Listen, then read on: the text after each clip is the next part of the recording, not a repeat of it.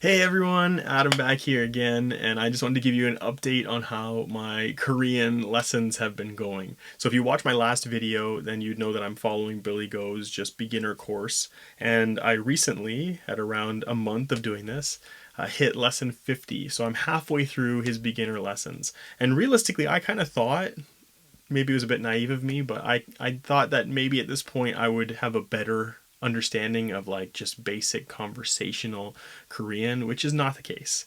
And what I've realized is that's okay because from people who are actually in Korea who've been there for a couple of years, some of them say it takes a few years to really get a decent handle on even conversational Korean, right? And I'm I want to be faster than that if I can be, but I have to be realistic as well. And I think by the end of these 100 lessons, which I'm hoping to be done somewhere around like the 2.5 month mark, I guess, at this pace, I'm hoping that I have a better understanding of just a basic level of Korean. So I've seen a few videos which I've just watched, which are they walk you through different stages, right? So they'll tell you, okay, just listen and see how much you comprehend, and they're saying that this is basic level Korean, and they'll just talk. And realistically, at this point, I may pick out a couple words, but I'm in no place saying I even understand completely what they are saying at the beginner level. So when they get to intermediate or like expert, like fluent level, I'm definitely not following along with most of what they're saying. But I feel that for the most part, at this point in time, getting halfway through those lessons, I am starting to pick up just more familiarity with the language. So little things here and there. Sometimes it's just identifying markers that are within just sentences and just the typical structure of sentence structure. And even sometimes it's words here and there or a couple words together, and I'm sort of grasping at a very beginner level what is actually being communicated, which is good. So that's even like K dramas as I'm watching some of them, and I'm really trying to focus on what they're saying. Even as I'm reading subtitles, sometimes I'm trying to identify words that I'm hearing, and even sometimes trying to understand how they're translating those words, because they're not always using them in the same way, but they're actually communicating different things with those words themselves. So for me, it's more about just trying to take in as much as I can and understand how Koreans actually use the language. Because as much as I, would like to think that I can use certain words in a certain way, that's a very, English speaker way of trying to put myself into their language, their way of communicating. And if I'm saying, okay, here are these words in this order, this is what I'm trying to communicate, well, Koreans may actually communicate that in a different way. And I need to understand how they're communicating that to really become more conversational in the language and even understand just stuff that's happening in like K dramas or in Korean music or whatever it is. But all that being said, I am starting to pick up more and more as time goes on, which is encouraging.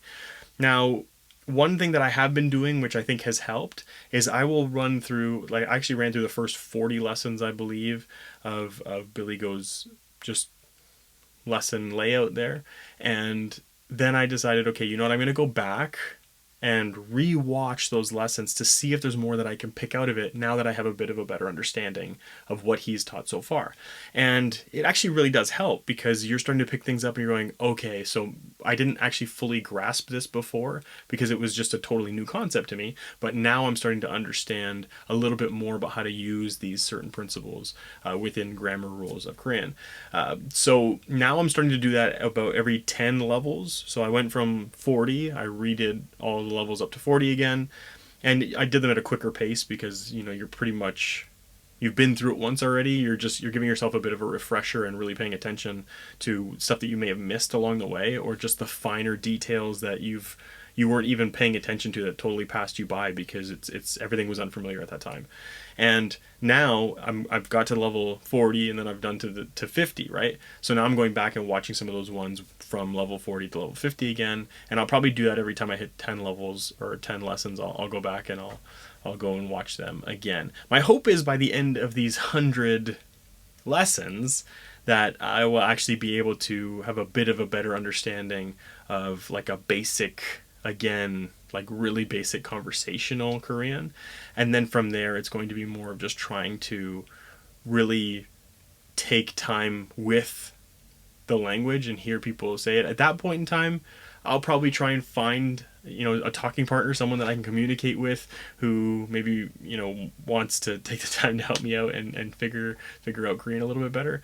But even though I had thought earlier that I would maybe be ready around this time to start having some of those conversations, I just don't think that that's where I'm at. I think it would be more frustrating to someone else who is like a Korean native speaker, or even someone who maybe was, born here in Canada or somewhere else, that knows English as well as they know Korean, or are pretty close.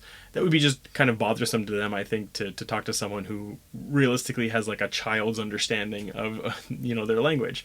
So I'm going to finish those 100 most likely before I start trying to find someone to communicate with in that way. And then I can hope at that point that they'll clarify just things that I'm using that aren't the typical way for Koreans to say certain things, to communicate certain things. And that should help at that point in time. But as much as, it's hard, that there's ups and downs, I feel like I have phases where I'm like, okay, I'm getting it. I'm starting to grasp the language a little bit better, and that's really good. So really just look for those moments and enjoy those moments, because there are other ones where you're just sitting there going, I'm not getting it, right? Like, I don't know if I'll ever get the language. It's just so difficult. And as someone, again, who primarily only speaks English, I've had some, French and some Italian here and there, even some Spanish, just not much Spanish, but just from like typical interactions in daily life and people I've met, you pick up things here and there. But French I did throughout school, not in like a French school, but just within my regular curriculum, they had us do some French here in Canada.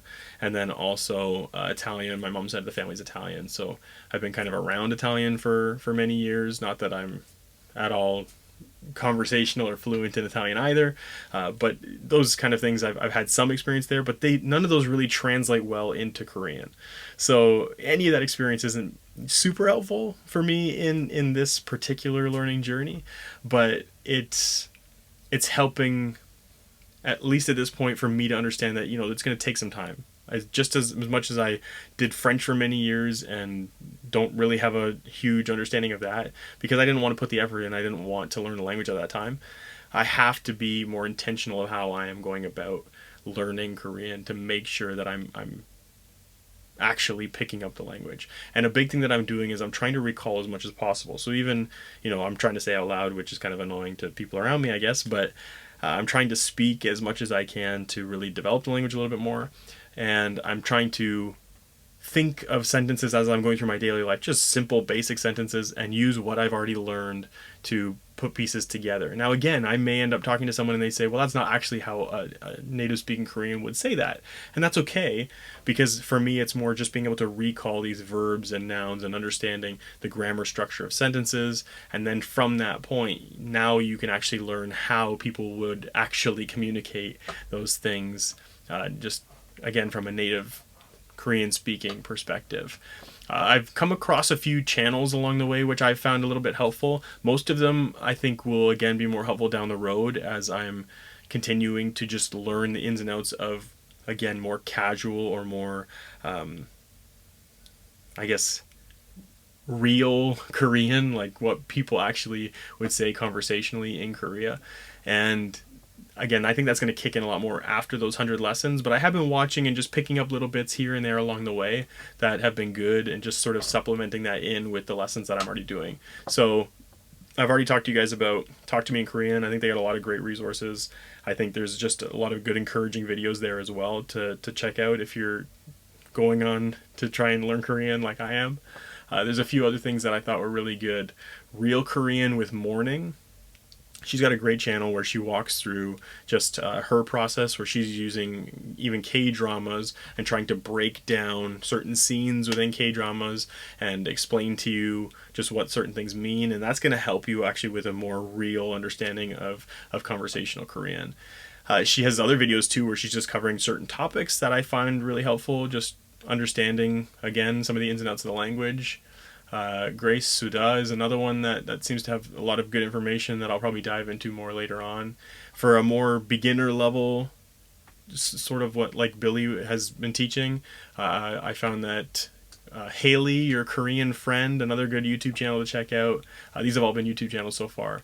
And another one that's going to teach you more of like how people actually use the Korean words and language would be Korean with Ina. So I think any of those channels are going to be helpful for me moving forward. They're all going to be stuff that I check out as this journey continues on. If you're an Instagram person, I found a few channels there as well. Korean Daily by Summer seems like a good one. I'm pretty sure that's a channel where I've been seeing just like the different levels of Korean and being able to kind of compare where I'm at to hear her speak different sentences and just try to understand if I'm at that level. Your Daily Korean Teacher is another good one that just breaks down on like each post a bunch of different information. So it's like, here's a bunch of very useful verbs, and you can kind of go through and be like, okay, I know these verbs, and this would actually be a helpful verb to know, and you can kind of take that down for yourself or try and memorize that as well. So that's a good one to check out. And then Real Korean with Juon is another one that he, as far as I've seen, I've only seen a couple of videos at this point because this is one I just found recently. It seems like he is primarily just speaking Korean, but he puts the English subtitles on his videos, and he's actually showing you a lot of things that are like, actually, we don't say it like this, we say it more like this. So I find that that kind of stuff is really helpful for understanding. But all in all, this month has taught me a couple things. One, you need to set realistic expectations for yourself, and one, for learning a language that's so different from your own native language, which again for me is English. You've got to really understand that it's going to take some time and some effort, and as much as there's discouraging portions through that where you're just feeling like you're not making that much progress, there's just, you need to have that drive, that commitment to it. And when you see those moments where the pieces are starting to come together, enjoy those moments, right? Like ride off of those and continue on this journey into whatever the next learning stage is for you to pick up this language. Another big thing is just pay attention, right? Like pay attention if you're taking beginner lessons, if you're doing tutoring, if you're taking classes, whatever it is, really take in what is being said. Even the smallest bit of information can sometimes become something that's really helpful down the road. I'm seeing things now as I'm going through Billy's lessons, again, 50 lessons in, that are tying back to those first couple lessons, stuff that I memorized early on, and now I'm starting to understand why they were set up that way. And that's really great, because if you're paying attention in those early stages, it starts to come into play later on. And even again, as I'm watching things and as I'm listening to stuff and I'm hearing people speak Korean, I'm starting to go, oh, okay, that's why they've added this to the end of the verb, or that's why, they've started off the sentence this way and had, this particular word at the beginning, because once you start to understand these certain principles, then these little pieces start to fall into place and everything starts to make a little bit more sense. So if you are taking this journey with me for Korean or any other language, or maybe you're just here to see how difficult it actually is, look, it is. People will tell you that it's so hard, and any language is hard. I think learning English from any other language is probably the hardest thing to do. And as English speaking people, we may not actually comprehend that because it's just the language we've always used.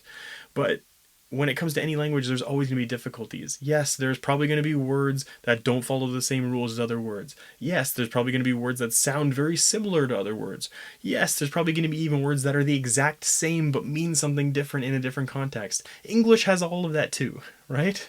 We just don't think of it that way because we already know English. It's just there. We don't have to think about building a sentence. We just talk. And when we're trying to learn another language, we're trying to figure out why there's not just easier reasons for everything to happen. Well, it's any language. Any language has that. So just keep that in your consideration as you're going about it. Again, let yourself see those little moments of success and be encouraged by that, and continue to put the effort in, right? Like, give yourself a goal of why you're trying to do it, and strive towards actually learning for that particular purpose. And hopefully when I give you a future update on this, I can let you know where I'm at. Hopefully it's done those lessons already and I'm feeling a lot more confident with the language, and we can see just how communicating with other people would start to work at that point in time. But that's it. That's where I'm at for this particular update. I hope that you've enjoyed this. Thank you so much for watching. And if you have any questions about just what it's like, or, any comments that you want to make, feel free to leave those in the comments below. Thank you so much for being here. And as always, love you guys.